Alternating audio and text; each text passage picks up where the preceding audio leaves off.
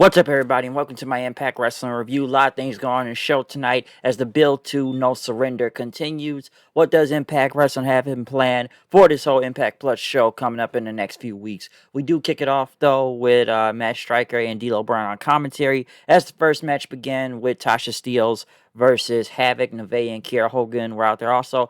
After that, whatever that segment was last week with the fire and flavor thing, which honestly was a dumpster fire last week. What do they have planned since both these teams are probably going to be going against each other soon for the tag belts? Not bad of a match, I should say. It was okay. Of course, Kiera Hogan and Nevaeh got involved. Havoc ended up hitting a tombstone onto Tasha Steelz, picking up the win. So yeah, they are going still go. Well, we already know they're going for the tag belts, but they did get a win over Tasha here. Obviously, I feel like this feud has gone on for a very long time. Even though the tag tournament and Tasha and Kiera getting the belts just happened not that long ago. But then again, both of these teams have faced each other for a very long time now, when there wasn't even tag belts created yet, or brought back, I should say. And come on, Kiera and Tasha basically been beating them for a very long time now.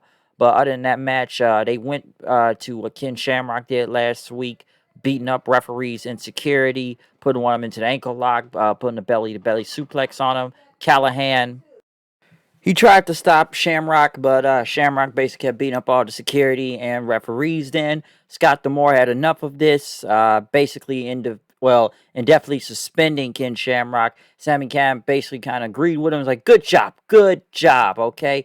Good. He was really being sarcastic with it, but he says, come on, put it right there. Yeah, just suspend him. The guy is just a loose cannon and whatnot. They showed Tommy Dreamer and Rich Swan talking about their tag match tonight. Dreamer says, if you need my help, just tag me in. But Swan says he can go all night long.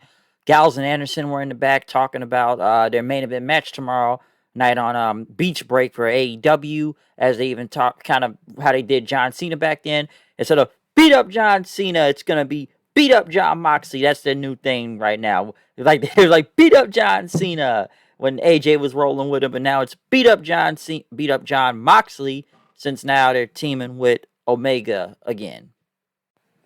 But yeah, they kept saying beat up John Moxley until James Storm and Chris Sabin came in, basically saying they still want those tag titles and whatnot, and they called them ballless wonders and everything. And listen, we could brawl right now, but Gals and Anderson, we got to stay fresh for tomorrow. But Storm and Sabin say we still want a chance to go for those tag team titles. So obviously they still want the tag team championships from Gals and Anderson. They got to be on AEW tomorrow night.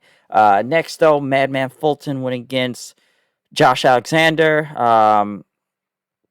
Good match. Josh Alexander basically getting the decisive win, hitting the J Driller on him. So I want to see where they're going to go with Josh Alexander now, since there is no Ethan Page. I think they are trying to make him into a single star, so that is pretty good. And he did get a win over Fulton, so not a bad match there.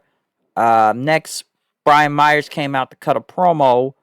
He was wearing an eye patch, talking about what happened with Eddie Edwards last weekend, that Eddie Edwards is one of the most unprofessional wrestlers that he's ever had to deal with. And Eddie Edwards was once professional when he was trained by Killer Kowalski, but Killer Kowalski must be rolling in his grave since Eddie is acting like this nowadays. And Brian Myers did challenge Eddie Edwards to no surrender, but he says he can't do it now, and he's got a doctor's note. But next thing you know, Eddie Edwards came out and attacked Brian Myers. Then out of nowhere, Hernandez shows up and starts beating up Eddie Edwards. Then Myers said that, yeah, you're not going to be facing me. You're going to be facing Hernandez and no surrender. And they both start to jump Eddie Edwards. Matt Cardona came for the save then to help him out. Basically, they were in the back, and I guess now they want to go to management and say, well, how about we have a tag match between us and Myers and Hernandez? So we'll see what happens with that. They went to Johnny Swinger's Casino, where it had something to do with Follow Bar and Alicia. I didn't really know what the segment was about. I still don't get to have these comedy segments they be doing on Impact. But the Swinger ones are pretty funny, though. Next, Crazy Steve went against Larry D. Okay match. Larry D got the win. I don't even remember the last time Triple XL won anything. And whatnot. Rosemary got in. But obviously AC and Larry D cannot really do nothing to... they couldn't really do anything to... Rosemary and whatnot. So I'm trying to see where this is going to go, or kind of after that, because then when they interviewed Triple XL, how about that? They had to deal with Decay, that they're not afraid of anybody, and they're not going to hit a woman. But Tennille Dash would say, I can hit Rosemary, and I could. We'll take your proposal. And basically, they told Decay, go find a partner or anybody and bring them to No Surrender, and we'll see how long you guys last. So let's see if Crazy Steve and Rosemary can find a partner, though. So yeah, Decay. Like I said, I know it's a void without Abyss and everything, but I still think they can find a third member. We'll see if they can do it. So we'll see what's going to go on with that. Gia Miller interviewed Trey Miguel in a sit-down interview, basically asking him about why he left Impact and came back, saying now he was being held together by two crutches, taking shots at the Rascals most likely, and how he's come to show everyone that he can stand on his own 2 feet. Here in Impact until Callahan teleported out of nowhere and basically talk about Miguel. I've known you since the beginning of your career, and you don't have enough passion. Trey Miguel got fired up and started saying, I got passion. And Callahan says, you need to look in the mirror, see who you are. So I'm assuming it's going to be a feud between Trey and Callahan, but I just don't get why they got to keep having Sami Callahan teleport with his phone and whatnot.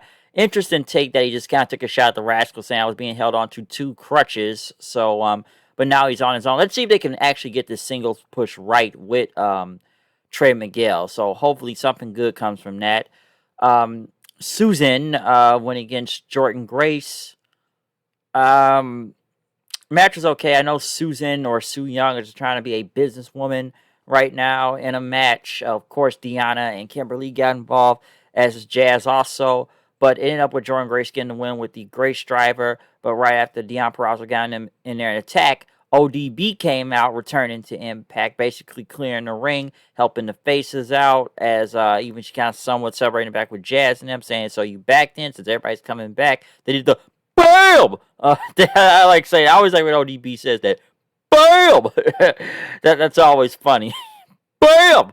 So I guess ODB is back again, and she brought her food truck also, of course. But yeah, ODB is back in the building. Probably be some 6-woman tag coming up if I could take a guess. Most likely a No Surrender. Big Money Matt was in the back with Private Party talking about, listen, man, you guys got your title shots coming up. One at No Surrender, and tomorrow night in this whole battle royale that they're gonna face the Young Bucks at Revolution. That's gonna be a bounty for these titles, which Private Party and like, oh yeah, bonus, since Tony Khan won't approve the word bounty and everything, but so you're gonna know that anything is possible, as Private Party went to say. Next, Tony Khan and Tony Schiavone, of course, they have to do their paid advertisement, saying we're the most entertaining thing on Impact, and that they talked about the Beach Break show for tomorrow night, and that Tony Khan went on to say that, hey, Impact's my own personal fantasy league, and how, I'm allowing a lot of this stuff to happen with AEW talent showing up on Impact. That since he's so involved with the Impact talent, he said inspired him to even allow Jon Moxley back on New Japan. Since New Japan, Jon Moxley did return to New Japan last week, so that did happen. But I guess now he's taking credit for that. And Tony Khan says he's like a shark, and everybody's in a shark tank and whatnot. So I don't know if this promo was bad as the one is last week from Jacksonville, Dixie here, but obviously, of course, like I said, I don't know if they're running out of shots to take an Impact, but basically saying he's making his own personal league and whatnot. And, we're doing the Beach Break show, and that Impact can't do anything like this. And I let Jon Moxley back into New Japan. So I don't know. Like I said, I still don't get where they're going with this passive-aggressive Tony Khan of him being a heel. So, yeah, Jacksonville, Dixie strikes again. TJP went against Rohit. We don't know who Rohit was talking to last week. Which as the match went on, TJP went under the ring, but next thing you know, Mahabali Shera returned. So I guess he was hiding under the ring the whole match and threw him back into the ring, TJP, until Rohit ended up getting the win over him. Shera has not been seen in a while. Yes, he was brought into the Desi Hit Squad, that he was supposed to be the guy that was going to save this group. Listen, Shera, you've heard my thoughts about Shera before. I hope the guy is improved better than the last time I saw him when he was in TNA the first time, and then WWE he never even got the NXT because I guess he was that bad. And now he's back on Impact again, and he was here with this Desi Hit Squad. He's been off for a while, but I guess now he's going to be Rohit's heavy and whatnot. So I guess Rohit being the leader, and that Shera is now going to be the heavy and whatnot. Which they did protect him when he was in the Desi Hit Squad, but now Rohit looks like he's in charge, so we'll see where this goes with Shera being back. Like I said, I've had my thoughts on Shera before, so let's see if he's gotten better. We had a Violent by Design promo with Eric Young and crew as they talk about they don't extend the olive branch to everybody, but they invited Jake Diener to come join his family, that we can remove the sickness. You can be baptized, okay? And it could be the waters to change for you because it's gotten you nowhere. So join us. We are the ones that control this, not them. We do, all right? As they did interview Jake saying, he doesn't have an answer for everybody, but he's going to have an answer for them next week. So I did like the promo with Eric Young and Violent by Design. So we'll see where this goes, or if Jake Diener does join in that. But I did like the promo, especially with Cody and Joe Doring standing in the background. So I do like Eric Young's group more and more every week I see them with Violent by Design. So we'll see if they can get Jake Diener to join them next week. In the main event, though, we got Moose and Chris Bay versus Tommy Dreamer and Rich Swan. Match was okay. The tag, they kept kind of playing with the Dreamer. He's almost this old, so he may not, move like he used to and whatnot. But it ended up with Dreamer. He did get the tag in, and Swan was up top.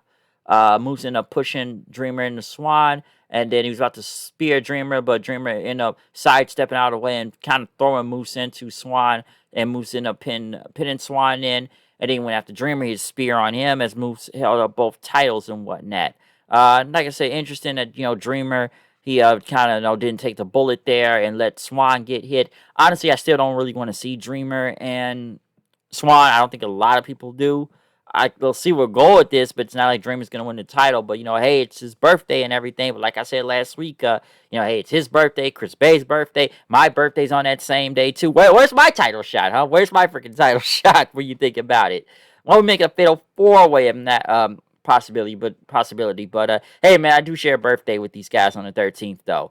But I don't really want to see Rich Swan versus Tommy Dreamer. I don't really want to, okay? But I know it's on the Plus show, but it's like, okay, he's getting a title shot because it's his birthday. So I just don't think people really want to see that. I really don't. Show was okay, though. I like the Violent by Design promo. What else? I guess Shera being back, ODB being back on tonight's show. They've returned. Beginning wasn't that bad. I'll give it that. Is the segment with Carl Anderson and all of them. It's so funny with I know I didn't get a chance to discuss this more. It's funny with Tony Khan's promo. He lets Jon Moxley in Japan and whatnot. New Japan Pro Wrestling. And I guess I should bring up Jay White taking a shot, the real Bullet Club taking shots at the fake Bullet Club at AEW and them, which is actually true what he said. I checked that out also.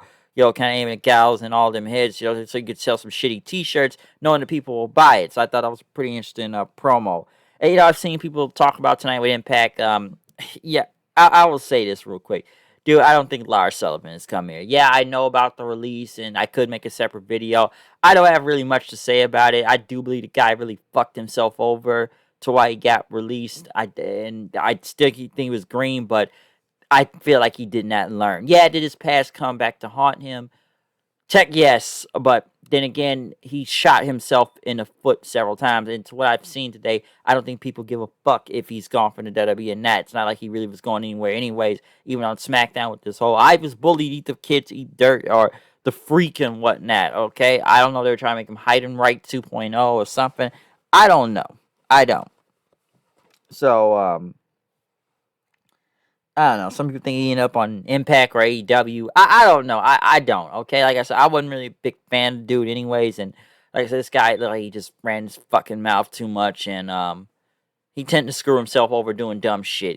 Was he trying to talk to some married woman I heard or something on Instagram, and got shot down and exposed? In so I don't know, man. Got shoots himself in the foot all the time, but I don't think he's coming to Impact. Other than that, though, comment, subscribe, follow me on Twitter at HoodedKnight890. Tell me what you think about Impact tonight. We will be back tomorrow night for the beach break and NXT review also. So yeah, other than that, I'm out of here. I'll see you guys later. Peace out.